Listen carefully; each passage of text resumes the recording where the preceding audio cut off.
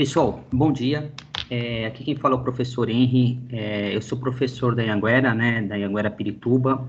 Eu dou aula para os cursos de Engenharia e Administração no período noturno. Além de professor, eu sou gerente de inteligência de mercado em uma empresa, no setor de pneus. Eu vou estar aqui passando para vocês uma breve apresentação a respeito dos desafios e oportunidades para o varejo no Brasil e o quanto é importante a inteligência de mercado nesse setor como oportunidade para a gente entender o varejo, entender o consumidor, entender o nosso cliente. Então, a apresentação, eu acredito que mais ou menos dure 1 hora e 15 minutos, e aí depois, no final, vocês têm uns 15, 20 minutos para fazerem algumas perguntas que acharem necessário, tirarem alguma dúvida.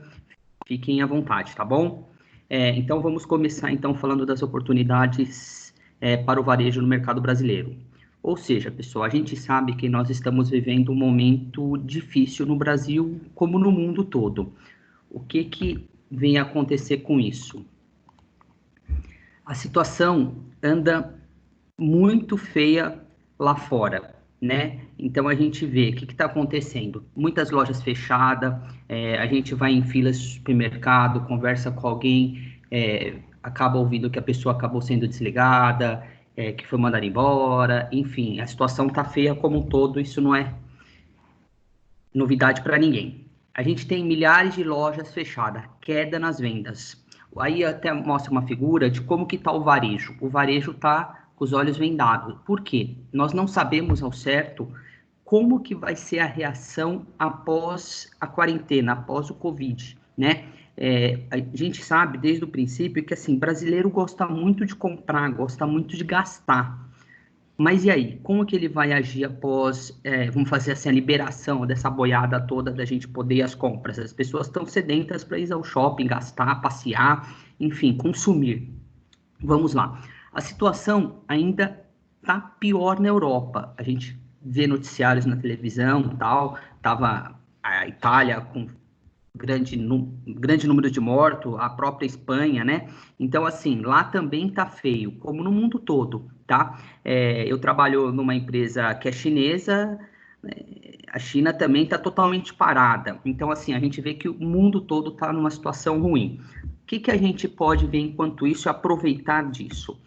A gente tem no Brasil milhões de novos consumidores esperando para consumir, né? Então, como eu falei para vocês há pouco, o brasileiro gosta de comprar, o brasileiro gosta de consumir, e ele está esperando a hora para poder fazer isso. A gente vê o que está acontecendo com isso. Novos consumidores impulsionam o comércio na periferia das cidades. O que eu estou querendo falar aqui com vocês? Estou querendo dizer o seguinte, que aqui, por exemplo, é uma loja da Boticário. A loja da Boticário começou a montar lojas na periferia, vamos falar assim, na comunidade, na favela, o nome que queira, mas ela começou a montar esses pontos de venda nesses estabelecimentos, nesses pontos de venda. Aí, o que acontece? Apesar do alto endividamento dessa nova classe média, que reduz o ritmo de expansão do consumo, a classe C e D seguem consumindo o que antes era consumido somente pela classe A e B. Pensem comigo o seguinte, antes tinha uma divisão muito grande em classe social. Classe A e B só consumia isso, aquilo, etc. A classe C e D não participava desse consumo. Porém, hoje mudou a situação.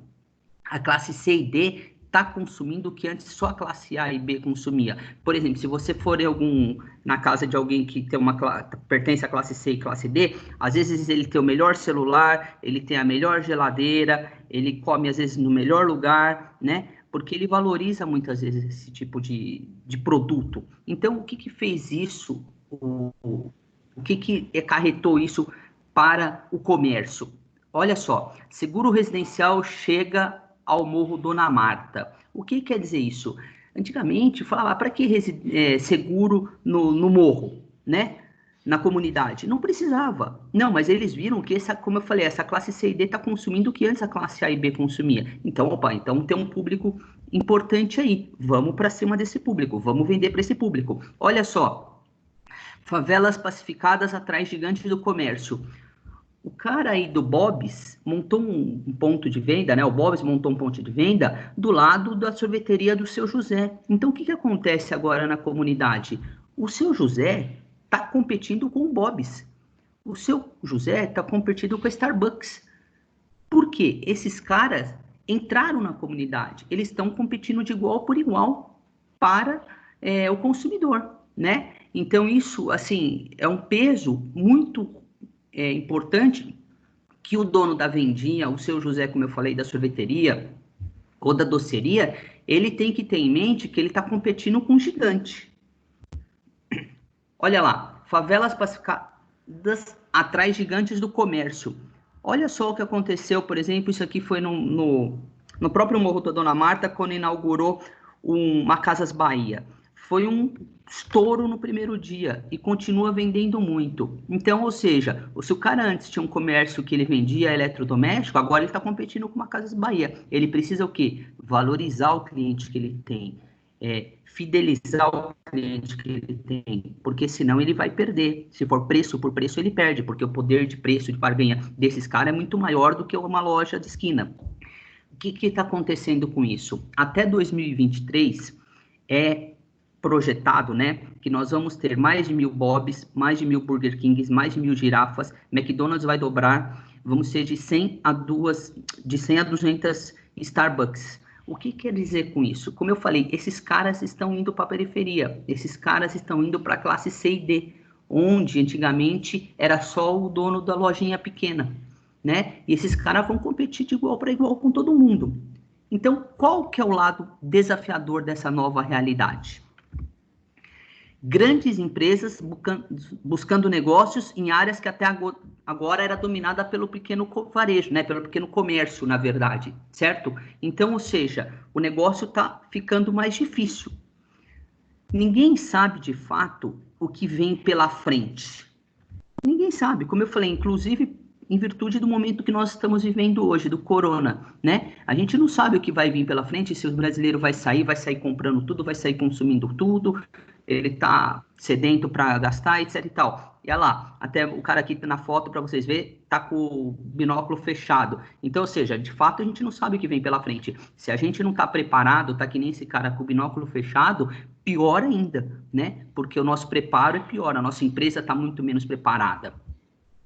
Outra coisa, tomara que seja pela frente. Porque, de fato, gente, a gente não conhece o consumidor ao certo. A gente não conhece principalmente o nosso concorrente, né? Muitas empresas acham que conhece o consumidor, acham que conhece seu cliente.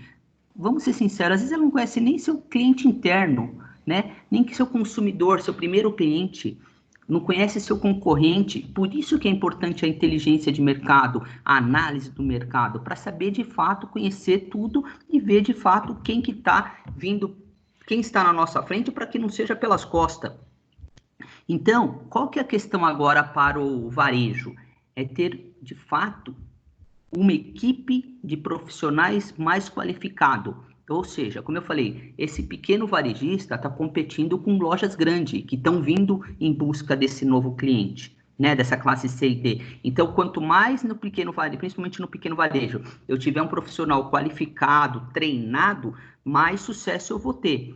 Gerir bem o negócio, inclusive CRM, inteligência de negócio, processo de treinamento, compreensão do consumidor. Ou seja, como eu falei, hoje eu estou competindo com tudo e com todos. Eu preciso entender do meu negócio, eu tenho que entender, tenho que dar treinamento, tenho que compreender meu consumidor. Agora eu falo, quantas empresas que cresceram até um certo momento e depois nunca mais deram treinamento para os seus colaboradores, nunca mais trabalham na forma arcaica ainda da época dos nossos avós, pensando na compreensão do consumidor, que ele agia daquele jeito. Não, hoje mudou, hoje a gente sabe, nós estamos com a internet na mão, com 2, 3 cliques a gente já tem um levantamento de preços, de mercado, de consumidor, de cliente, de concorrente, de tudo. Então, cada vez mais gerir bem o negócio.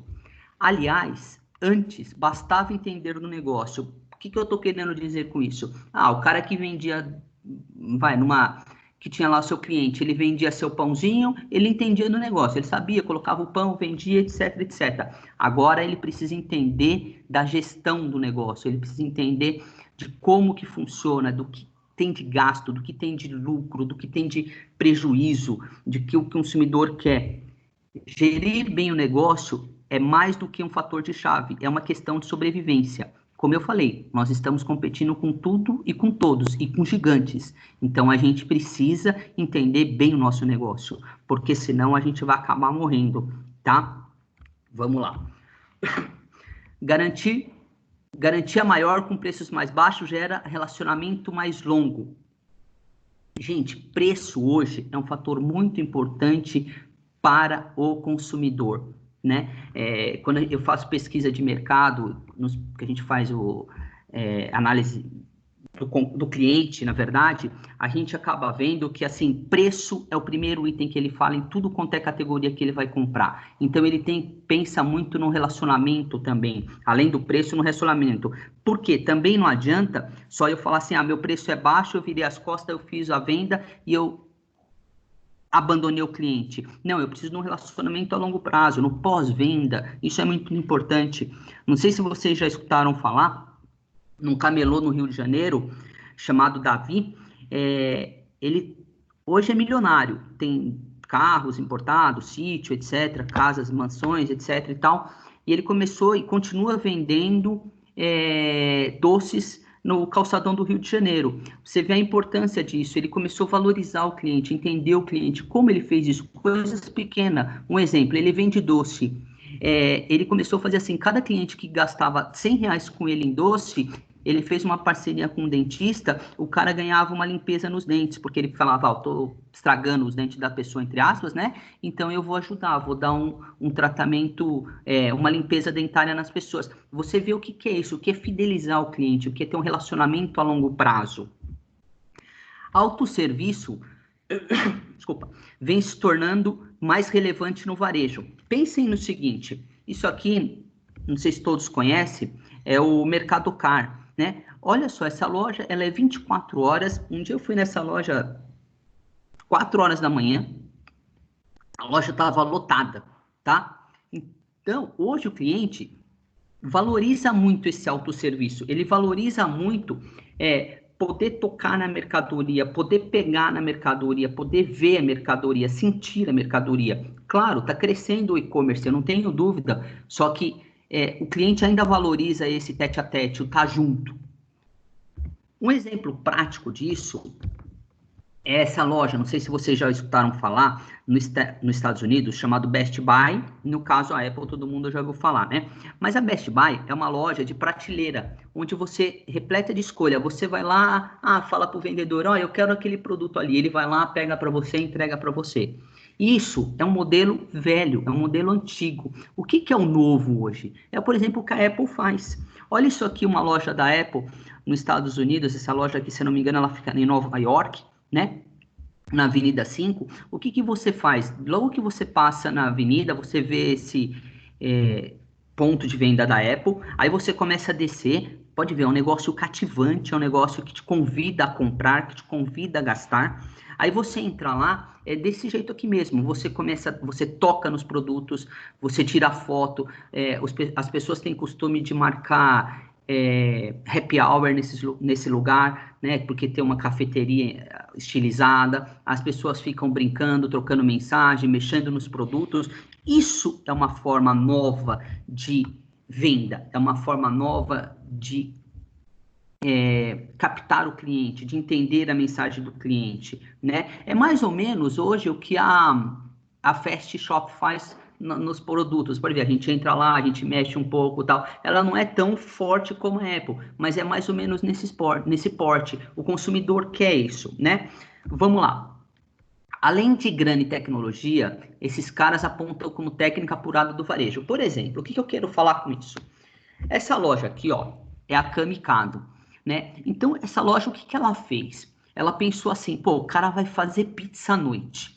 Aí o cara não entende nada de pizza. Então, o que eu fiz? O que ela fez, né? Em um lugar só, ela deixou o forno de pizza, ela deixou a tábua de pizza, ela deixou o molho, ela deixou a receita, ela deixou os ingredientes, ela deixou tudo para o cliente que queira fazer uma pizza, né? Então, assim, o cliente ele não precisa perder tempo e falar, não, preciso ir ali comprar não sei o quê, preciso ir ali comprar não sei o quê, preciso ir no outro estabelecimento comprar outro produto. Não, ela deixou tudo para o cliente. É muito mais fácil, fica mais convidativo. Quando você vai no supermercado, né, que até a gente brinca, Coca-Cola, o Guaraná perto da pipoca, o café perto do coador, que são as vendas casadas, porque uma coisa acaba remetendo à outra. E muito consumidor, muito varejista, no caso no ponto de venda, deixa a desejar isso, né? Ele tem um produto e não tem outro. Que nem às vezes eu tinha costume de ir no supermercado no dia fazer compra. Eu falo para vocês, eu ia no mês, tinha X itens, no outro mês que eu tinha outros itens, nunca tinha os mesmos produtos. Né? Então, assim, isso faz com que o cliente acabe se afastando do ponto de venda, né? Então, assim, a gente precisa entender o consumidor, entender o cliente. Por isso que, às vezes, até a gente passa no supermercado, não sei se eu aconselho isso já com vocês, passa no caixa, a moça do caixa fala assim, vocês encontraram tudo que vocês queriam? Porque isso é importante a gente saber se o ponto de venda está faltando alguma coisa para o consumidor, para o cliente. Outra coisa que esse varejo está vendo como vantagem importante é assim, serviços de garantia, cursos de instalação, isso é um fator importante significando no faturamento da empresa. O que eu estou querendo dizer com isso? Pensa no seguinte, ó, hoje você pode ver, você compra uma geladeira, um eletrodoméstico, enfim, qualquer coisa, você tem a garantia estendida. Dependendo do produto, você tem a montagem, né? Isso é um plus que você paga por isso, mas para o varejo é uma forma de faturamento, é uma forma de rentabilidade. E para o cliente, muitas vezes, é uma forma de conforto. Como nesse exemplo aqui, como hoje todas as montadoras fazem, a parte do test drive, né? Você vai comprar um carro, você anda no carro, você testa o carro, você vê a potência do carro, você sente de fato o produto que você está comprando. Uma outra coisa que eu me lembro, antes, quando eu trabalhava numa empresa de pesquisa no setor automotivo, a Renault chegou para a gente um dia e falou assim, nossa, nossos carros não vendem tanto. Aí a gente acabou fazendo um levantamento e acabou verificando que, assim, o cliente muitas vezes não comprava o Renault, um dos motivos era que o carro eles não tinham em mente quanto que ia ser a revisão do carro. Foi a Renault que implantou isso, a tabela fixa, né? Tanto 10 mil quilômetros é X reais, 20 mil quilômetros é Y, assim por diante. Por quê? Isso levou uma certa garantia para o consumidor, uma certa transparência para o consumidor, ou seja, o cliente comprava o carro, ele sabia quanto que ia ser o custo de manutenção na garantia quando ele fosse fazer a revisão, entendeu? Isso, então, a gente vai aprendendo, o varejo vai aprendendo no entendimento do cliente, conhecendo o consumidor, né?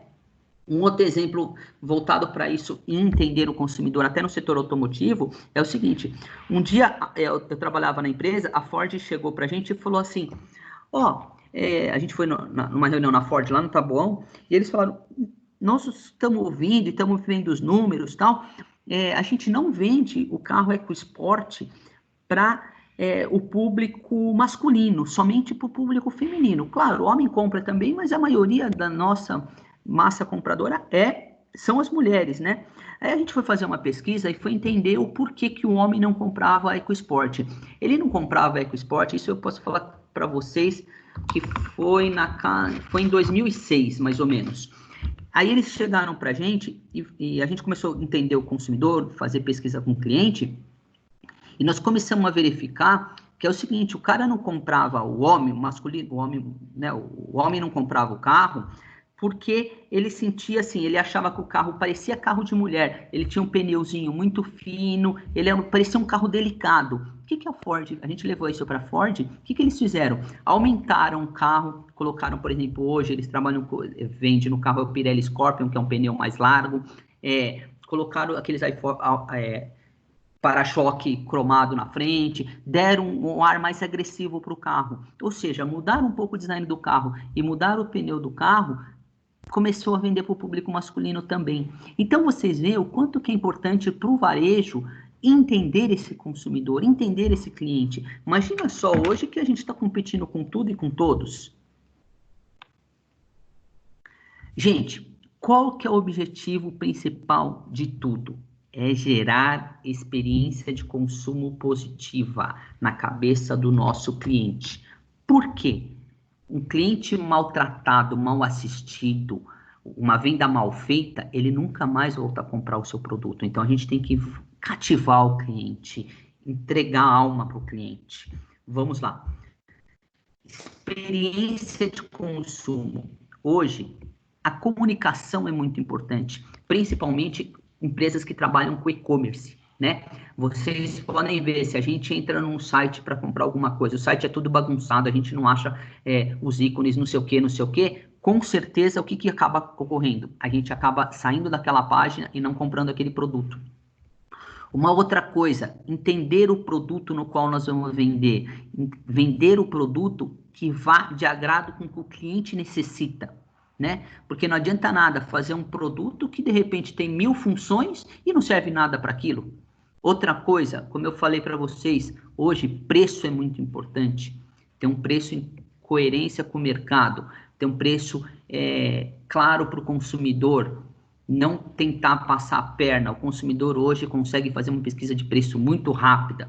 E outra coisa muito importante é o ponto de venda. Ponto de venda é de fato onde tudo acontece, né? Então, assim, quanto mais aconchegante, quanto mais receptível for o nosso ponto de venda, mais a gente vai ter o nosso consumidor dentro do ponto de venda, né? Vamos num exemplo prático, voltado para essa parte de comunicação, de ponto de venda, inclusive. Antigamente, quando você ia no McDonald's, era aquela cor muito forte, aquele vermelho gritante, aquele amarelo gritante, que era realmente o fast food, né?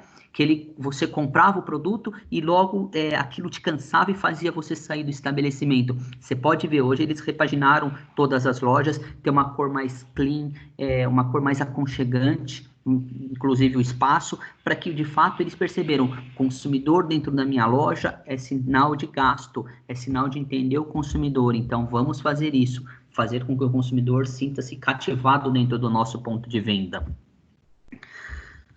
Que é o que eu estou falando aqui para vocês do ponto de venda. Pessoal, voltado a essa parte da comunicação, do ponto de venda principalmente, a gente tem que pensar no design, né? No design, inclusive, do nosso produto, um design mais arrojado, um design mais cativante para o consumidor, né? Pensa assim, olha só o quanto essa palavra design é importante. Eu fiz uma pesquisa na semana passada, no dia 7, da palavra design no Google. Eu achei 41 bilhões de resultado. E eu fiz a palavra Deus, que eu acho que é a palavra mais importante do mundo, mas me deu 380 mil resultados. Então, vocês veem o quanto design envolve produto, envolve ponto de venda, envolve modo de vender, voltado principalmente para entender a necessidade do nosso cliente, a importância da palavra design. Pensa no seguinte, antigamente, quando a gente chegava da escola, era esse símbolo que a gente tinha na cabeça, né? A gente tinha a Rede Globo na nossa cabeça. Hoje, quando o nosso filho chega da escola, olha o que ele tem na cabeça. Ele tem a Globo, ele tem o Twitter, ele tem o Facebook, ele tem a Apple, ele tem o Windows, ele tem a ESPN, a MTV. Mudou totalmente o conceito. Hoje a gente está muito mais antenado, a gente está muito mais ligado. Então o varejo ele tem que estar pensando em tudo isso, que o consumidor hoje não é, vamos falar, bobo. Ele sabe tudo o que está ocorrendo e ele sabe onde buscar informação. Mudou muito. Voltado para essa parte de design, olha só o que faz um produto ser vendável, né? Ser comprado pelo consumidor ou não ser comprado pelo consumidor. A gente tem aqui os mesmos produtos, que eu falo produto sem graça e produto mais atraente. Pensa que você vai comprar uma cadeira num ponto de venda. Você tem a cadeira vermelha acima desculpa, e tem a cadeira azul abaixo. Qual que você compraria? Qual é mais cativante? Claro que a cadeira que está abaixo, né? Aí você vai comprar, por exemplo, o notebook aí, o computador. Olha o design do computador aqui no caso da Apple e o design do computador acima. né? Então, assim, é muito mais cativante, é muito mais fácil você vender o produto abaixo. Então, design é muito importante, entender o consumidor, o conceito do consumidor hoje. Olha, quando eu falei para vocês em fazer produtos mais assertivos, com foco no cliente, com foco no usuário. Olhando aqui para a tela, esse controle remoto da esquerda, olha quantas funções ele tem. Agora eu pergunto para vocês, muitas vezes da nossa casa é o dessa da esquerda. Quantas vezes a gente usou todas essas funções? Basta o da direita, porque a gente precisa escolher o canal, aumentar o volume e só. Não precisa mais que tudo isso de função. Então, a gente tem que ter foco no usuário, no que ele vai usar o produto, porque às vezes também tem o seguinte, a gente coloca tanta parafernália no nosso produto final, vamos falar assim, que o produto acaba encarecendo por causa da tecnologia, etc, etc, porque a gente sabe que isso acontece.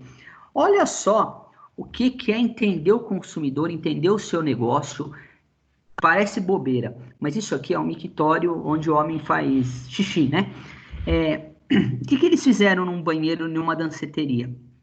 Eles colocaram aqui perto do ralo aqui, uma mosquinha colada. Eles viram que colando essa mosquinha nesse mictório, eles tinham uma redução de 85% do banheiro em termos de limpeza. Por quê? O homem ficava tentando mirar, né? Desculpa a palavra, mas mirar a mosquinha. Então, consequentemente, ele não ficava jogando urina para fora, jogando urina nos azulejos, etc. Olha só o que é uma coisa de entender o consumidor, entender o seu produto e fazer uma coisa atrelada ao melhor sucesso possível. A gente tem o costume, né, de ver o circo. E ver o circo hoje, que eu falo o circo velho e o circo novo. O circo velho, onde antigamente era aquele palhaço, aquele elefante, aquela coisa toda. Hoje, o circo novo, quando a gente vai, por exemplo, é o Circo de Soleil. E você vê como que é o negócio de inovar, de entender o cliente, de diversificar. Se você vai numa apresentação do Circo de Soleil hoje, se você for no ano que vem, ou numa outra cidade, etc., num outro país, é totalmente diferente. Ou seja, eles estão sempre se inovando, sempre buscando algo novo, tá? Porque senão, o que acontece? Também cai na mesma. Falar, o ano passado eu já vi, eu não vou nesse ano. Não, você vai nesse ano porque não tem nada a ver com o que você viu ano passado. É diferente do circo, tá? Você vê, como eu estou falando para vocês, o quanto que vale a experiência. Né? A gente tem a commodity do grão do café, tem o produto aqui que vale 50 centavos, tem um serviço que vale R$2, e o mesmo produto vale R$8 na Starbucks. Aí você vê e fala, nossa, a gente pega um cafezinho na esquina, que é o mesmo café da Starbucks, custa R$2, e aqui custa 8, mas é o quanto vale a experiência, o quanto vale ser tratado. Né? Hoje o consumidor está valorizando muito isso, o bom tratamento, o bom serviço. E aí pensa comigo, que nem eu falei para vocês no começo da apresentação. Esse cara da Starbucks está concorrendo com a loja de café do Seu José hoje. Ou melhor, o Seu José está concorrendo com a Starbucks, porque a Starbucks foi montar uma loja do lado do Seu José que vendia no bairro, lá na periferia, entendeu? Aí eu falo, opa, será que o Seu José tem essa experiência para atender o consumidor dele ou atender o cliente dele? Ou ele ficou parado no tempo? Então, o que esse cara, principalmente esse Seu José, tem que fazer? Está na hora de vender como antigamente, quando o empresário tinha freguês e não cliente. Ou seja, valorizar o seu cliente, ter de fato nele um freguês, né? Não somente uma pessoa que venda e até logo e tchau, tchau. Pessoal, pensa no seguinte. Aqui são exemplos que está voltado um pouco até para a área de produto, né, nós falamos há pouco, é no seguinte, que nem eu coloco aqui, as ideias não nascem num laboratório, ela nasce numa observação, né? Então, isso vale também para o seu ponto de venda, para o seu varejo, entendendo o que o seu consumidor quer. Neste caso aqui, o cara ficava observando as pessoas e viajando nos aeroportos e via que, assim, as crianças estavam chorando, ficavam reclamando, estavam cansadas, né? Porque muitas vezes, às vezes, a gente vai viajar e o voo é de manhã, é de madrugada, etc e tal. e ficava aguentando aquele porre e as crianças reclamando. O que eles fizeram? Eles fizeram uma mala onde eles, observando, eles viam quanto que era importante acrescentar uma cadeirinha para a criança, né? Então, com isso, pensa assim, você está num ponto de venda, você já passou com isso com seu filho, você tem a loja aqui, a loja não, a mala numa loja da esquerda e uma mala aqui da direita. Qual que você compra? De repente até você paga mais, mas você compra o produto da direita, porque vai te satisfazer, vai atender a sua necessidade. Isso aqui, pessoal, os índios Ayorel, lá na Bolívia, eles têm o costume de ficar sentado assim. O que essa empresa Vitra acabou fazendo? Ela fez de novo, por observação, ela acabou fazendo uma cinta que atendesse a necessidade desse povo. Começou a vender forte demais, entendeu? Então você vê, como eu falei, as ideias não nascem no laboratório, acaba nascendo da observação das pessoas. Por isso que é importante a área da inteligência de mercado, tá? O problema é que, assim, muitas empresas que têm a área de inteligência de mercado, ela tem o costume de falar o seguinte,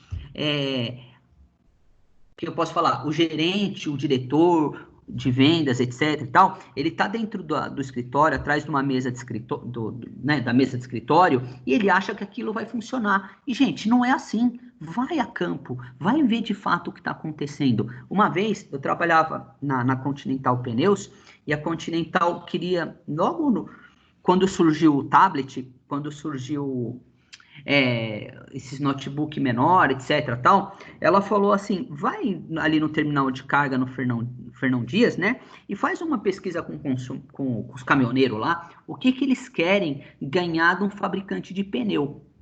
Aí eu fui lá, eu não me identifiquei que eu era da Continental Pneus, né, e comecei a fazer pesquisa com eles. E, eu sou um fabricante de pneu, desce para vocês um computador, um notebook para vocês conversarem com a família de vocês, com acesso à internet, etc, etc. Eu fiz mais ou menos umas 120 pesquisas. Eu tive 3 caminhoneiros que falaram que gostaria.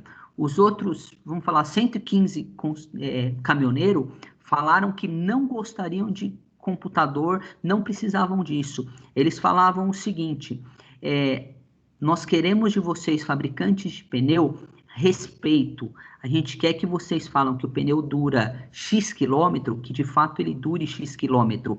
Então, vocês acabam vendo que, assim, dentro da nossa empresa, a gente achava que dando um computador estava resolvido para o cliente, no caso para o caminhoneiro, ia levar ele a comprar o nosso pneu, né? Porque a gente fez uma pesquisa, um levantamento, viu que o caminhoneiro, 30 dias no que tem o mês, ele ficava praticamente 25, 26 dias fora de casa. Então a gente pensou, bom, um computador nada melhor que ele poder falar com a família. E ele, pelo contrário, ele falava, não, de vocês eu não quero computador, eu quero respeito. Por quê? A gente foi entender. Esse caminhoneiro, ele falava, por exemplo, assim, muitos caminhoneiros me mostraram, né? E falaram assim, olha no meu caminhão aqui, eu tenho 20 pneus, 15 pneus, cada pneu custa na faixa de R$ 1.500. Então, pensa, eu tenho aqui de pneu 30, 40 mil reais, né? Eu quero de vocês respeito, porque não adianta nada vocês falar que me dão um computador, só que o pneu de vocês dura X e, na verdade, dura Y, eu tenho que comprar outro produto. Então, vocês veem o quanto que a inteligência de mercado é importante para o varejo, entendendo esse consumidor, entendendo de fato o que ele quer. E muitas vezes a gente só percebe isso indo no chão de fábrica, entendendo, sentindo o mercado de fato, né? Então, pensa assim, a gente precisa entender de fato o que passa na cabeça do nosso cliente, entender de fato o que ele sente, o que ele gostaria, né? Então, que nem nesse cara aí, esse cara, ele só pensa, esse consumidor aqui que está aparecendo na tela, ele só pensa em bicicleta, né? É aquele cara 24 horas bicicleta. Opa, se ele só pensa na bicicleta, o que ele valoriza? Ele valoriza a bicicleta, né? Ele colocou a mulher dele para fora da barraca para dormir e está dormindo com a bicicleta. Por quê? Porque, de fato, é o que ele valoriza, é o que ele quer, é o que ele sente, é o que ele necessita. Então, a gente precisa entender esse cara. Vamos lá. Hoje e amanhã. Gente, como eu falei no começo da apresentação para vocês, o consumidor está sedento para comprar, né? A gente precisa, então, entender de fato esse relacionamento com o cliente, né? A gente precisa entender quem compra, quem são as pessoas. O vendedor deve acreditar na oportunidade e não na crise. Gente, de verdade, estamos vivendo um momento de crise, mas não adianta, principalmente quem trabalha com vendas, quem trabalha com cliente, quem trabalha com comércio, ficar pensando, é crise, é problema. Entra nessa bolha e a gente não consegue sair disso, pelo contrário, nosso negócio acaba indo para trás. Então a gente precisa, de fato, pensar na oportunidade, pensar no que está por vir, né? No que podemos ter de sucesso após essa pandemia que estamos vivendo, certo? E não entrarmos no nosso problema. Como fazendo isso? Como eu falei, entendendo de fato o nosso cliente, valorizando o nosso relacionamento com o cliente, né? Pensa assim, esses caras, os grandes, como eu falei, que já estão do varejo, já estão na periferia, esses caras já têm isso no DNA, porque eles têm um cacife por trás. Pelo contrário, se a gente, no nosso pequeno comércio, no nosso pequeno negócio, o cliente entrar lá e a gente sair reclamando, ai meu Deus, a situação, o governo e não sei o que, pelo contrário, o nosso cliente não está indo lá para ouvir problema. Para ouvir problema, ele liga a televisão, ele escuta isso todo dia, né? Então a gente precisa ter um otimismo melhor, principalmente quando o negócio voltar. A gente precisa, de fato, tentar entender o que o nosso cliente pensa e o que o nosso cliente sente, né? É muito importante a gente, antes de falar qualquer coisa no nosso ponto de venda, no nosso comércio, no nosso negócio como um todo, entender o que o nosso cliente está pensando, porque muitas vezes o cliente, às vezes sim, ele está indo lá para ouvir problema, mas muitas vezes ele não quer ouvir problema e a gente entra com problema na história. A gente precisa ter, pessoal, uma estratégia clara, uma estratégia consistente. Um exemplo é uma foto dessa aqui, é de um estabelecimento ali no centro, na região da 25. Olha só, o cara é pizzaria, especialidade árabe, ele vende salgado e doce, ele tem coco pendurado, ou seja, ele é tudo. Então a gente precisa pensar, nossa empresa é tudo? Nossa empresa tem uma estratégia clara, uma estratégia consistente, ou ela quer atacar tudo e todos, e na verdade ela não ataca ninguém?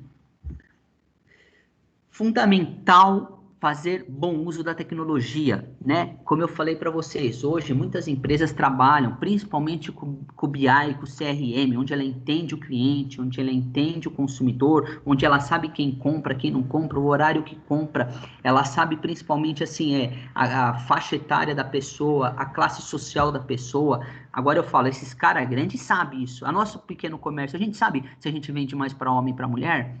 Classe social, a gente sabe quem mais compra, quem menos compra, né? Então a gente precisa também entender um pouco nisso. Não sei se vocês já ouviram falar nessa loja aqui, ela chama Macy's.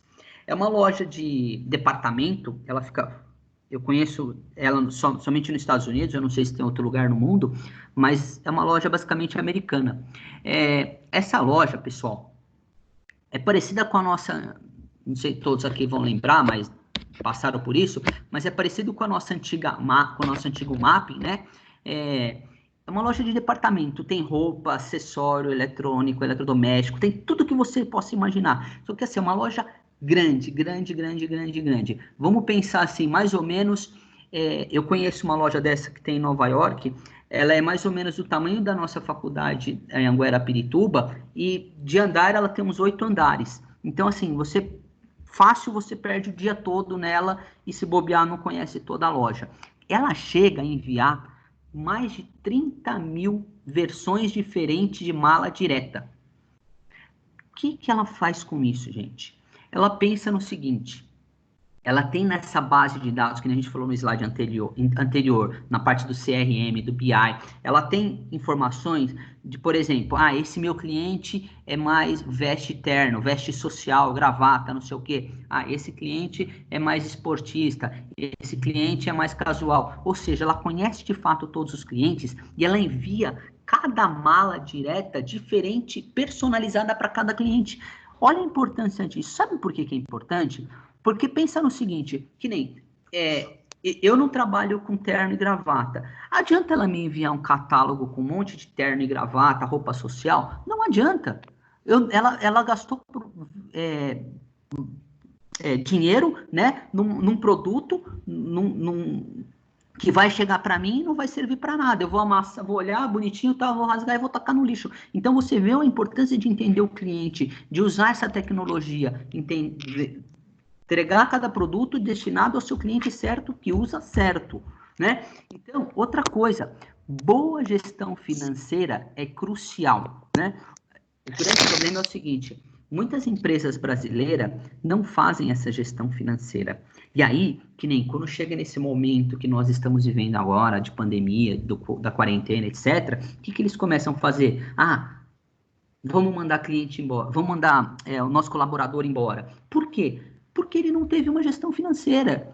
Ele não se resguardou, ele não se capitalizou, né, para um momento de crise. A gente precisa pensar que muitas vezes isso acontece, né? O grande, como eu falei para vocês no começo da apresentação, que nosso pequeno varejo principalmente está competindo com esse grande. Esse grande com certeza tem uma gestão financeira.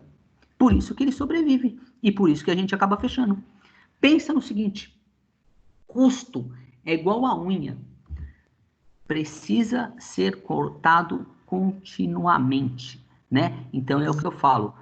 A gente precisa, de fato, verificar a nossa gestão financeira e cortar, de fato, os custos. E não somente quando dá um problema, né? A gente tem o costume de falar aqui que, assim, igual numa empresa, a melhor hora de mexer no telhado é quando não está chovendo. E muitas empresas, como muitos de nós, fazemos isso. Começou a chover, caiu goteira dentro de casa, a gente sobe no telhado para arrumar. Só que aí a gente cai, aí não dá para subir porque o telhado está molhado. Então, quer dizer, a melhor hora é quando não está chovendo. Então, na empresa também, vamos aparar os custos, vamos ver o nosso financeiro. E aí, continuamente, a gente vai aparando essa necessidade.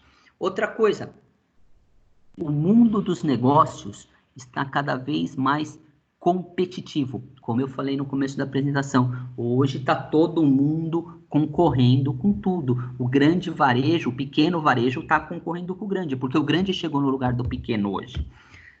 Olha só que fala isso aqui. Todos concorrem com todos e tudo concorre com tudo. Vou fazer uma pergunta para vocês, eu sei que não dá para todos falarem, mas só pensem. Vocês acham que, por exemplo, esse último aqui, o celular, ele concorre com a nossa faculdade? Pensem um pouco, tá? Vamos pensar também, esse tênis aqui concorre com a nossa ida ao show na semana que vem? Bom, vou dar a resposta para vocês. Sim. Por que sim? Pelo seguinte, vamos primeiro no exemplo do celular. Celular concorre com a faculdade. Eu falei que sim, sim de verdade. Por quê?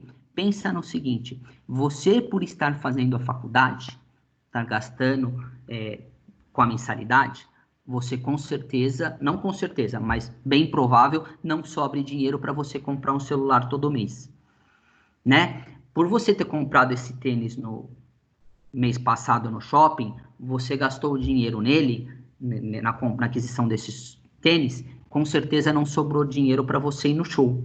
Então, gente, a gente precisa pensar no seguinte, que muitas empresas têm o costume de falar, meu concorrente é o do mesmo ramo que eu. Não. Hoje a gente concorre com tudo e com todos. Porque para você ter feito uma coisa, você deixou de fazer outra. Você fez aquilo e não fez aquilo outro. Então, isso é muito importante. Um outro fato é o seguinte. A fidelidade do cliente hoje é zero, né? O cliente, ele vê um preço mais baixo e hoje a tecnologia está aqui para ajudar ele com relação a isso, ele muda, ele vai para o cliente, ele vai para o concorrente, né? Então, assim, hoje a gente precisa ver que a nossa fidelidade, a fidelidade do cliente, infelizmente, está indo para o vinagre. Empresas que não usarem múltiplos canais de vendas não têm futuro, tá? Vou falar um exemplo para vocês, na real, disso que aconteceu no mercado. Antigamente, quando você comprava na Casas Bahia, você só comprava na Casas Bahia, aliás, você comprava na Casas Bahia, você só pagava o seu carnezinho na Casas Bahia, né? Então, você ia lá, sempre era no fundo da loja, não sei se vocês se lembram, você ia lá e quitava o seu carnê e tal, e não sei o quê. Eu escutei uma história que, assim, quando estava para acabar o carnê, a mulher do caixa fazia um sinal para o vendedor te laçar e vender um outro produto para que você sempre estivesse indo na Casas Bahia. Essa empresa, ela sempre foi contra esse negócio, por exemplo, do e-commerce. Só que aí ela chegou uma hora, ela viu que assim, não dá mais. A gente precisa ter outro canal, a gente precisa expandir o nosso negócio. O que eles fizeram? Eles cataram um cara chamado Frederic, não me lembro o sobrenome, mas é um cara ferrado na parte de e-commerce, trouxeram o cara para dentro de casa e falaram, cria a nossa plataforma, a gente vai começar a vender no e-commerce, né? Hoje, pessoal, o faturamento de e-commerce deles já é até maior do que o faturamento no ponto de venda. Então, vocês acabam vendo o quanto que é importante expandir esses canais de venda, né? É uma empresa que, de uma certa forma, você tem o exemplo da Casas Bahia, porque era uma empresa engessada que sempre pensava em vender e pagar só no ponto de venda, e hoje eles mudaram totalmente a maneira e a forma de pensar. Consequentemente, eles ganharam muito com isso, tá? Outro fator importante é o seguinte, tá cada vez mais difícil sonegar, né? A gente vê que hoje, quem tem um estabelecimento, quem tem um ponto de venda, tudo, vê que é difícil sonegar, que a receita está muito mais em cima, o governo está muito mais em cima. Uma outra coisa, a concorrência está cada vez mais perto, né? Então, pensa aqui a concorrência e aqui a gente. Ou seja, qualquer deslize nosso, qualquer falta de conhecimento do mercado nossa, o concorrente vem e abocanha a gente, né? Então, isso de fato, a gente acaba vendo.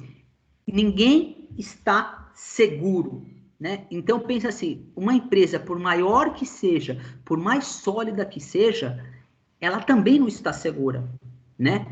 A gente acaba vendo empresas grandes como empresas que o próprio Walmart, empresas que tinham um certo nome, acabaram fechando no mercado brasileiro. Então, ou seja, a gente acaba vendo que ninguém está seguro. Então, com isso, não adianta a gente ficar reclamando. Como eu falei no começo, ficar reclamando não é isso que o cliente quer. A gente tem que preparar cada vez melhor a nossa equipe. As pessoas tendem a ser o elo mais fraco, tá? Pensa no seguinte, gente. O seu colaborador interno, que é o seu primeiro cliente, a sua equipe, ele é o elo mais fraco. Porque se ele não comprar a sua ideia, ele não vender a sua ideia, como ele vai passar a ideia para o cliente? Tá? Então vamos ao seguinte. Olha só o que a parte da tecnologia vem trazendo. Hoje, como eu falei para vocês, as novas formas de comunicação digital agilizam a transmissão de informação, né? A gente acaba tendo informação muito rápida de mercado, de preço, de cliente, de concorrente, etc, etc, etc. Porém, olha o que esse cara aqui, não sei se vocês já ouviram falar, Sam Walton, ele é o fundador da rede Walmart. A rede Walmart, eu posso falar que é o supermercado, se não é o mais, é um dos mais. Posso falar que acho que é o mais importante nos Estados Unidos. Ele queria, pensando nessa parte de colaborador, ele pensava nos princípios. Então, ele criou uma cartilha com 10 princípios pelo Rede Walmart. Ele falava assim, comprometa-se a atingir o sucesso e não abandone a paixão pelo que faz. Então, o que ele queria dizer nessa frase? Ele queria dizer assim, que as pessoas têm que ser apaixonadas, têm que, de fato, acordar de manhã e falar, vou para minha empresa, eu gosto do que eu faço. Né? Compartilhe o sucesso com todos que ajudaram. Muitas empresas, pelo contrário, vão na contramão disso, né? O chefe ganha, só ele que teve mérito, só ele fez sozinho. Não, pessoal, vamos de fato compartilhar o sucesso com todos. Motive os outros a perseguir seu sonho. Gente, motivar todos a perseguir seu sonho. Isso cabe de um líder, né? Ele tem que falar, nosso objetivo é tanto. Que nem, o que eu quero dizer com isso? Um exemplo, muitas empresas têm que chegar no começo do ano e falar, esse ano a gente pretende vender 1 milhão de peças. Não importa, é um valor absurdo, 1 milhão, todo mundo fala, não, isso é loucura, é utopia, etc e tal. Mas pelo menos a gente persistiu isso, a gente buscou isso. Porque se a gente não buscar isso, a gente vai ficar igual um barco no oceano, sem saber para onde vai. Não, tem que ter um target, tem que ter um objetivo. Comunique com as pessoas, mostre interesse por elas. Isso, ele era muito preocupado, São Walton. Ele falava o seguinte, comunicar com as pessoas e mostrar interesse. Ele falou até uma frase que ele falava assim, com o avanço dessa tecnologia toda, ele falava, está na hora das pessoas pararem de trocar e-mail e voltar a trocar olhares, né? E, de fato, isso é verdade. Às vezes, se você vai trabalhar, o cara que trabalha do seu lado, ele tá com a testa rachada porque ele caiu de moto, que seja no final de semana, muitas vezes você vai ver só no final da semana, porque você conversou com ele 3, 4 dias e você nem chegou a olhar na cara dele. Então, comunique e mostre interesse pelas pessoas. Valorize e reconheça os esforços das pessoas e os resultados obtidos. Como ele fala aqui na parte 2, o sucesso é de todos, né? Então, tem que ser compartilhado esse sucesso. Celebre suas conquistas e também as dos outros. Gente, quantos colaboradores que de fato só celebram a sua conquista, dos outros, tchau, tchau. Ouça as pessoas e aprendam com suas ideias. Pensem no seguinte, gente. Teve um ano que eu dava aula no ensino médio, dava aula na graduação e aula na pós-graduação. E eu falo para vocês, não era porque o cara estava na pós, ele sabia muito mais que o cara do ensino médio. Ele sabia em termos de qualificação profissional, mas às vezes ele tinha muito mais ideia, ele era muito mais claro do que o cara que estava lá em cima. Então, ou seja, por mais baixo que a pessoa esteja, valoriza o que ela está falando, pensa no que ela está falando, né? Supere a expectativa das pessoas, fixando padrões cada vez mais elevados. Gente, o que eu estou querendo dizer com isso? Se nós tivermos padrões, chefes que vão pegando por baixo, né, colocando padrões baixos, a gente sempre vai se tornar pessoas medíocres. Então a gente precisa pensar alto, pensar difícil, pensar em conquistas grandes, né? Controle suas despesas e economize em prol da prosperidade. Nade contra a corrente, seja diferente. Gente, olha, com esses princípios do São Walton, por isso que ele se tornou no maior mercado americano, olha, voltado com esse tópico 10 aí, que ele fala, nade contra a corrente, seja diferente, ele tinha um helicóptero, né? E aí o pessoal falava, o senhor usa helicóptero para se mostrar, etc, etc, etc. Ele falava, não, eu uso helicóptero porque eu quero cada vez mais estar perto do meu cliente, conhecer o meu cliente. Para vocês terem uma ideia, um dia ele veio para o Brasil e ele estava no Carrefour, conhecendo o seu concorrente, no caso, né? E ele tirou da maleta dele uma trena e começou a medir uma prateleira que tinha no Carrefour, na verdade um balcão que tinha no Carrefour. E aí veio até um segurança, achou meio estranho do Carrefour e tal. Aí o segurança do próprio São Walton falou, não, fiquem tranquilo, ele é o São Walton do Walmart e tal. Aí foram perguntar para ele para que ele estava fazendo aquilo. Ele falou, eu tô aqui porque eu quero conhecer direito o meu cliente, eu quero saber o que ele faz, a diferença dele, né? Vocês vê, pessoal, o que é conhecer o consumidor, o que é conhecer o cliente, o que é conhecer o concorrente. Para vocês terem uma ideia, voltado nessa parte de conhecer o cliente, conhecer o consumidor, mudar o varejo, a Boticário aumentou as suas vendas em 62% a partir do momento que elas repaginaram as suas lojas. Como repaginaram as suas lojas, professor? Simples. Eles tiraram aquele balcão. Lembra que antigamente a gente ia comprar na Boticário e tinha um balcão, a gente precisava pedir para a vendedora pegar o perfume, etc e tal? Eles tiraram isso. Então, vocês veem que tirou a porta, tirou o balcão, tirou a barreira, né? Eu já escutei de estabelecimento dizer que quando tira aquela porta de ar que tem na frente, de vidro, principalmente eu escutei isso em farmácia, que tira essa barreira, as vendas aumentam, deixa a porta mais aberta para o cliente consumidor entrar. Então, vocês veem o quanto que é importante isso, né? Os princípios, é o que ele falava, devem ser a fonte de inspiração para que todos sonhem o mesmo sonho junto, né? Então é isso aí, eu quero que todo mundo sonhe o que eu estou sonhando, pense de fato o que eu estou querendo, mas é o que eu falo, muitas empresas não sabem passar para os seus colaboradores o que eles querem, como que todo mundo vai poder sonhar junto? Fica um pouco difícil, né? Vamos lá. Gente, voltando para essa parte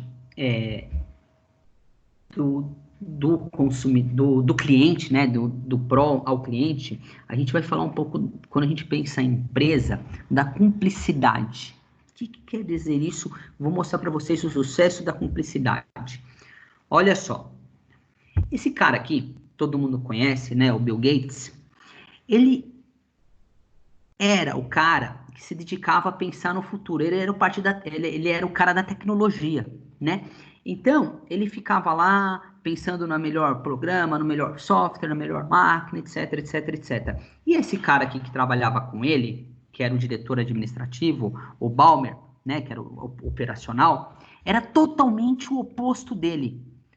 Era totalmente, enquanto um era quieto, acanhado, esse aqui ruivava nas apresentações, gritava, dava show de fato. Mas você vê que a cumplicidade de um e do outro era o que se complementava. Enquanto um ia para a parte estratégica, a parte inteligente, o outro ia para a parte de vendas, a parte administrativa. Isso que era o sucesso do negócio, né? Olha só, vocês veem o que é essa parte de cumplicidade.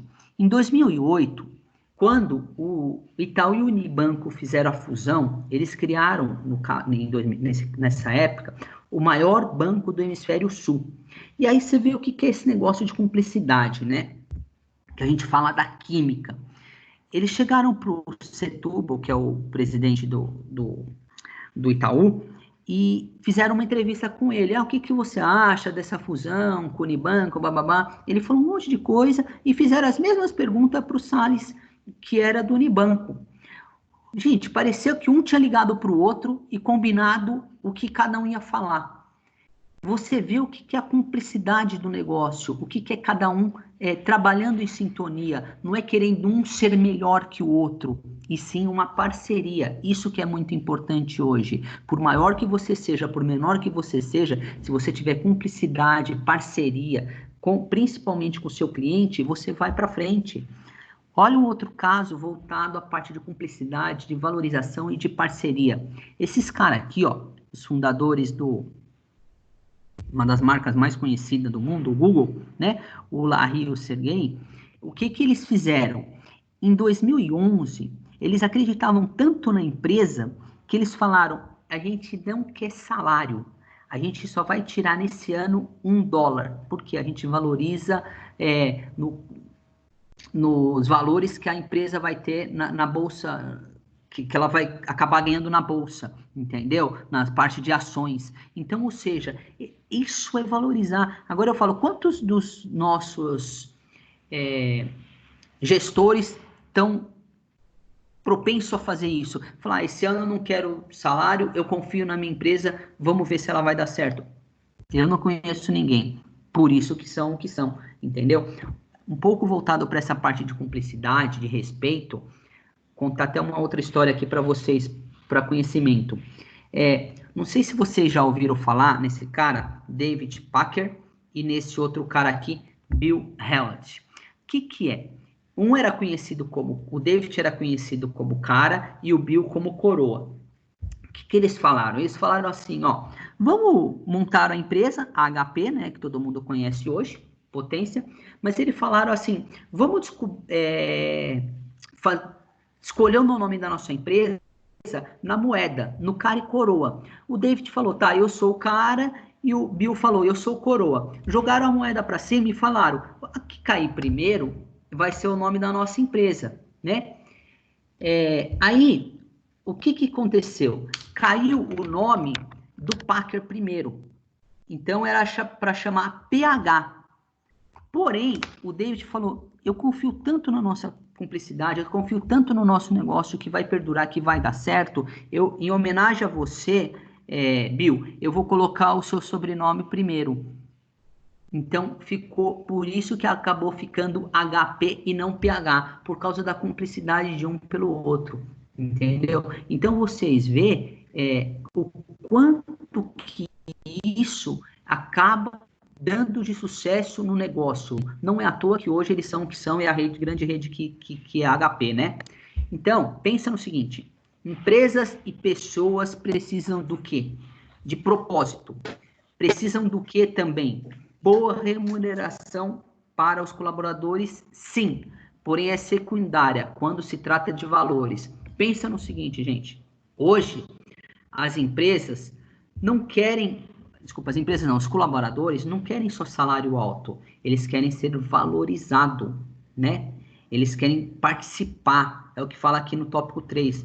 Colaboradores engajados, alinhados, ligados com a visão da corporação. Gente, quantas empresas que fazem o seguinte, que de repente faz um anúncio na televisão, tal, e você que é colaborador da empresa fica tendo conhecimento vendo a televisão, e não antes. Não, gente, fala para os seus colaboradores antes, ó, vai acontecer isso, você faz parte disso, e blá, blá, blá, e blá, blá, blá, faz o cliente, o colaborador se sentir parte do todo, né? Que é o que está falando também nessa parte, do herdeiro do negócio, a qual ele faz parte. Muitas vezes a empresa não abre algumas estratégias, eu sei que não são todas as estratégias que podem ser abertas, né? Mas a gente precisa, de fato, motivar as pessoas, valorizar as pessoas. Atendimento ao cliente com excelência não é mais uma opção. As empresas e pessoas que não se adaptarem perderão o mercado. Gente, como falamos, estamos competindo com o grande, então entender o nosso cliente, atender o nosso cliente com excelência, por menor que você seja,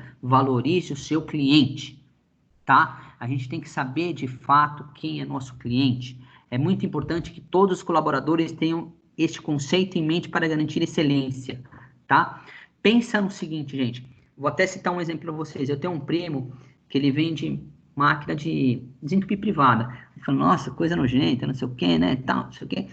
Ele vende a rodo. Por quê? Ele é muito voltado para futebol. E o que ele faz? Toda vez quando chega perto de um que tem um jogo grande, Palmeiras, Corinthians, São Paulo e Corinthians, etc e tal, ele faz o quê? Se o time ganha do cliente dele, ele liga no dia seguinte pro cliente e fala, oh, teu time detonou e não sei o que, não sei o que, não sei o que. Ele conhece o cliente, aí ele vê, ele fala, puta, o cliente tá emocionado, ele tá contente, ele tá não sei o quê. O que ele vai fazer? Vai gastar, vai comprar, entendeu? Você vê o que é importante isso. Às vezes até você conhecer a data de aniversário do seu cliente faz toda a diferença. Você ligar para o seu cliente no dia, você falar, nossa, cliente, hoje é seu aniversário, parabéns, não sei o quê, não sei o quê, não sei o quê. Vou contar uma história para vocês, de uma vez de uma aluna trabalhava, que era minha aluna, e trabalhava no Unibanco. Ela falou assim, que ela trabalhava com empresa, com clientes PJ, né? E ela precisava aquela meta, tal, de atingir clientes, etc e tal. E ela viu um dia que um cara lá tinha uma quantia pequena no banco, e falou, vou ligar para esse cara, falar para ele vir aqui tomar um café, não sei o quê. Ligou pro cara, ela estava me contando, ela ligou pro cara, o cara falou, hoje eu não posso, tal, semana que vem, mas a semana que vem eu posso. Então eu vou aí pra gente tomar um café. Aí conversa vai, o cara tal, não sei o quê. O cara tinha mais de 10 milhões aplicado no Safra. E aí o cara falou para ela assim, ela chamava Fernanda, falou, Fernanda, nunca ninguém do Safra me ligou para tomar um café, sequer para falar um bom dia. Sabe o que eu vou fazer? Eu vou ver com a minha secretária como pode ser feito, tá? E vou trazer todo o dinheiro que eu tenho no Safra aplicado para aqui, para a instituição de vocês. Então, você vê o que é valorizar o cliente, o que é tentar entender o cliente. Ou seja, uma simples ligação, um simples telefonema fez o cara tirar toda a quantia que ele tinha aplicada num banco e pôr no outro. Então, pensa no seguinte, pessoal. Senhores, pessoas são movidas por propósito. Qual o propósito da sua organização? Está oferecendo aos seus colaboradores. Então, ou seja, o que a minha organização está me oferecendo? Esse propósito que ela está me oferecendo faz sentido para as pessoas também? Faz sentido para mim? Todos nós temos um sonho. Será que o nosso sonho está em linha com a nossa organização? A gente precisa pensar um pouco nisso, porque também, gente, como falou nos 3 slides anterior, não é só dinheiro que as pessoas hoje querem ser movidas a algum propósito, algum interesse, alguma vontade, né? A gente vê que isso hoje cada vez é mais importante. Pessoal, só fazer um parênteses aqui, como a gente pode fazer sexo com gorila feroz? Pensem também, não precisa todo mundo falar, mas pensem como a gente pode fazer sexo com gorila feroz. Vou dar um minutinho para vocês pensarem.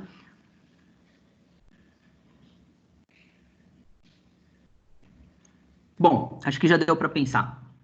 Sabe como a gente faz sexo com gorila feroz? De um jeito que ele quer. A gente não manda em nada. que eu estou querendo dizer com isso? Eu estou querendo dizer o seguinte: se nós não conhecemos o nosso negócio, se nós não conhecemos nossos colaboradores, nós estamos competindo com grandes, competindo com todos, a gente vai fazer o que o grande quiser, o que o grande mandar. Agora, se a gente tem o conhecimento do nosso negócio, a parte financeira, a parte, como eu falei, de CRM, de inteligência, de BI, tal, a gente que manda no negócio, não é o gorila que manda, não é um concorrente que manda, não é outra empresa que manda, não é o grande que manda. Pensa no seguinte: nenhum de nós pode mudar o vento, né? A gente não pode, agora a gente está vivendo a pandemia do corona, a gente não pode mudar isso. A gente não tem capacidade para isso. Ninguém pode se acomodar. A gente não pode ficar acomodado. Não é porque agora a gente está fazendo home office, a gente não precisa ligar para o nosso cliente, a gente não precisa ligar para o nosso colaborador, a gente precisa se importar com todos, né? A gente precisa estar valorizando. Nem se descuidar, né? Pensa assim, aqui é a gente e aqui são eles, aqui são nossos clientes. Se a gente ficar descuidado, a gente vai ser devorado. Ainda que nós estejamos no caminho certo, se nós ficarmos parados, nós seremos atropelados. Como eu falei, se nós ficarmos reclamando, se a gente não entender do nosso negócio, se a gente não entender do nosso cliente, se a gente não valorizar principalmente o nosso colaborador, que é o nosso primeiro cliente, a gente vai ser atropelado, porque nós estamos no mercado e concorrendo com grandes, e esses grandes foram para a periferia e estão brigando de igual para igual conosco. Pessoal, é só isso que eu queria passar para vocês. O resumo geral de tudo é o seguinte: fiquemos de olhos abertos e atentos com tudo que está ocorrendo no mercado, entendendo cada vez mais a necessidade, o desejo do meu cliente, tá? Porque a gente está concorrendo com todo mundo e a todos os momentos. Por hora, muito obrigado. Se alguém tiver alguma pergunta, algum questionamento, sintam-se à vontade. Estou aqui para esclarecer no que for possível. Depois o professor Fernando vai mandar meu e-mail também para vocês. Se vocês tiverem alguma dúvida e quiser mandar no particular, também fiquem à vontade, tá? Para o próprio telefone, no WhatsApp, podem me chamar. E espero ter ajudado e contribuído com todos e uma boa semana para todos. Fiquem à vontade para perguntar o que acharem necessário. Bom dia a todos, professor Fernando falando. Teve bastante gente aí, os alunos do matutino, professores, convidados. Queria agradecer a participação de todos. Gostaria de dar um forte abraço aí no Enre à distância. Não é fácil a gente encontrar profissionais aí falando de alguns temas específicos. Ele disponibilizou o horário aí que ele estaria na empresa dele para estar falando com a gente. Fica aqui a minha gratidão. Eu vou disponibilizar esse vídeo daqui a pouco aí no YouTube também, então nós vamos compartilhar aí esse conteúdo, tá sendo gravado, e fica os agradecimentos mais uma vez. Eu queria fazer uma pergunta técnica aí para o professor, que é uma dúvida que elas não fazem, referente ao varejo aí. Queria saber do professor até que ponto as promoções podem ser utilizadas sem impactar o valor da marca, né? Então, queria saber o que a gente, quando a gente vê lá, né, promoção, parece que está divulgando a marca, né? Ele falou bastante de preço aí, bem compreensível, mas eu não vejo as marcas mais fortes empenhadas muito nessa palavra, né? Promoção, eu vejo assim, promoção mais algo que seja um pouco de desespero aí no momento que as vendas estão baixas. Eu deixo essa pergunta aí para o professor. Oi, Fer, muito obrigado aí. Deixa eu até responder isso. Essa parte de promoção, as empresas precisam ter um certo cuidado, um certo respaldo quando elas fazem isso. Por que eu estou querendo dizer isso? Eu vou dizer até um exemplo prático, tá? Quando eu trabalhava, no caso, na Continental, a gente tinha a marca Premium, que era Continental, que é marca que pneus que saem Audi, BMW, né, carros mais... Apesar que hoje está bastante em carros da própria Renault, etc. e tal, mas assim, é um produto premium e tinha o Baron, o próprio General Tire, que é produtos que a gente fala budget, produtos mais abaixo. A gente tinha uma certa dúvida com relação à parte de preço, qual produto colocar em promoção. Coloca o Baron, coloca o GT, coloca, no caso, o Continental, etc. e tal.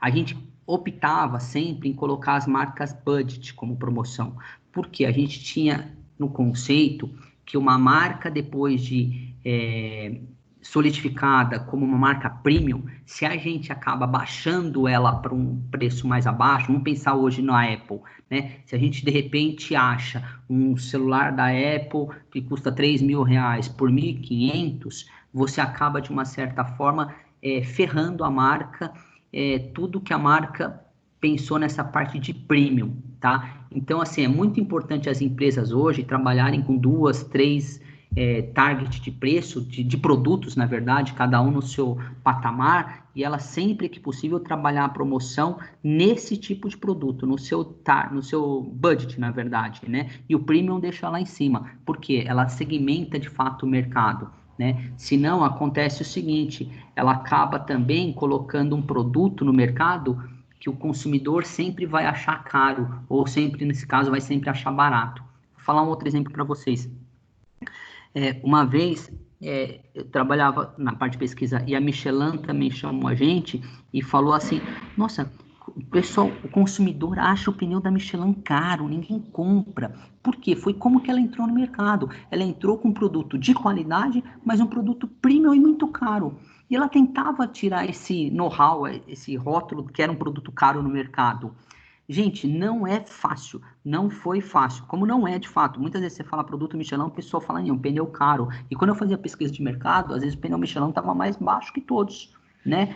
E aí, eu lembro que até eles fizeram uma campanha de publicidade, um pneu, até vi no aeroporto uma vez, um produto que dura, da Michelin, um produto que dura muito mais por um preço que você nem imagina, né? Mas a empresa precisa pensar muito bem nisso. Se ela tem um produto premium, se ela coloca o produto abaixo no mercado para ganhar mercado, ela sai ferrando. Que é um exemplo, desculpa falar de novo no mercado que eu trabalho, mas é o que a Dunlop fez hoje. A Dunlop faz 5 anos, 6 anos que ela virou empresa brasileira, né, que ela montou fábrica no Sul, e ela entrou, para ganhar mercado, ela colocou o preço do produto muito baixo no mercado. Hoje, ela faz de tudo para tentar fazer o preço subir, e ela não consegue fazer o preço subir, tá? Então, o meu conselho é, todas as empresas trabalhem com produto A, B, C e D, para de fato poder ranquear e poder brincar com essas coisas, mas procurem nunca colocar o produto A no patamar C ou D, porque senão depois você acaba até perdendo o seu cliente do patamar A. Um outro exemplo, desculpa, e mais adiante falar, quando nesse patamar, quando que, não sei se vocês lembram, a Mercedes começou a vender aquele carro classe A, né? E aí, começou um problema com a Mercedes, eu falo Mercedes carro, Mercedes-Benz, começou um problema do seguinte, o pessoal falava assim, pô, eu sou um empresário, tenho uma Mercedes que paguei R$300.000, um exemplo, a minha faxineira aqui tem um Mercedes também. Que brincadeira vocês estão fazendo? O que a Mercedes fez?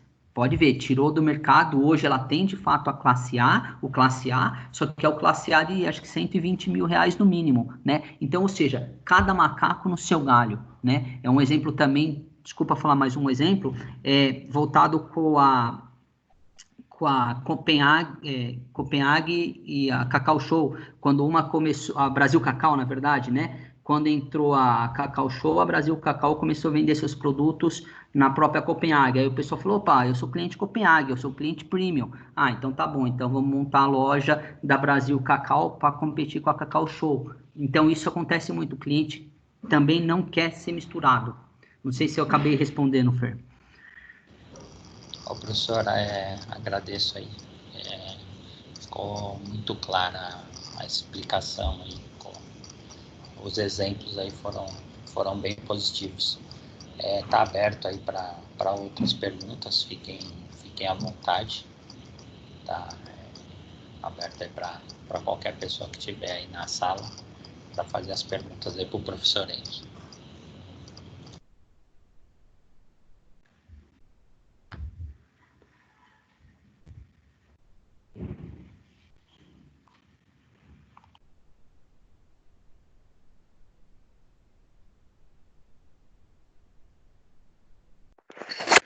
Oi, professor. Bom dia. Oi, bom dia. Eu me chamo Giovana, eu sou do curso de Ciências Contábeis Noturna. Eu queria fazer uma pergunta referente aos sistemas que o senhor falou, do CRM, do BI. Um pequeno empreendedor que não tem acesso a esse sistema é muito caro, como que faz para ter um mais a cara da loja? Claro. Oi, na verdade é assim, claro, esse sistema são utilizados por empresas, na maioria de grande porte, né? Mas assim, qual que é o meu conselho que eu dou para essa parte, vamos dizer, para o pequeno lojista? Gente, basta um simples Excel da vida, onde você tem ali, você pede para o seu cliente preencher à mão mesmo, um papel com nome, idade, data de aniversário, aí você mesmo coloca o quanto ele gasta, o que ele compra, o costume de compra. Com isso, você mesmo pode alimentar num Excel da vida, tá? E com isso você vai automaticamente criando uma base de dados. Com certeza você não teve custo zero, você não precisa de um sistema, vamos falar, grande por trás, tá? E aí, com isso, é até mais fácil de você manusear. Mas o importante é ter alguma coisa, conhecer de fato o cliente de algum jeito. Entendeu? Como eu falei, parece que não, gente, mas uma simples ligação na data do aniversário da pessoa, o que você precisou disso? Uma planilha em Excel, até um papel de caderneta de pão, acho que dá para fazer isso, você já ganha o cliente. Entendeu?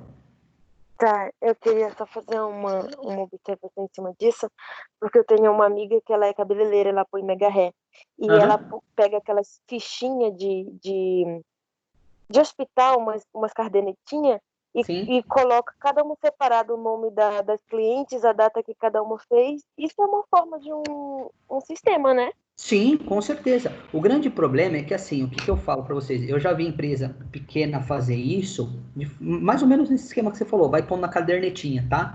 E na cadernetinha anotou e guardou na gaveta e lá ficou, você entendeu? Aí no próximo cliente pega, anota, guarda e guarda de novo. Não usa daquilo para alguma coisa. O grande problema, o bom da cadernetinha é que você rápido anota, mas eu aconselho a passar por um Excel da vida, porque ali você faz filtro, você, por exemplo, chega hoje lá, você vai abrir a loja ontem, segunda-feira. Você fala, deixa eu pôr na semana aqui do dia 13 e ver quem que faz aniversário nessa semana. É muito mais rápido do que você ficar virando folhetinha por folhetinha, entendeu?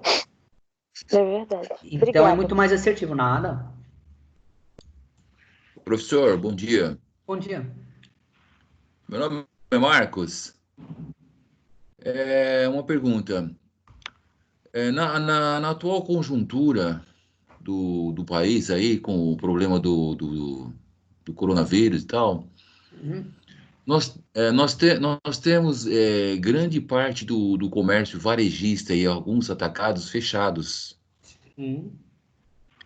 E isso está contribuindo assim, contribuindo muito para desestabilizar a economia do país. Com certeza.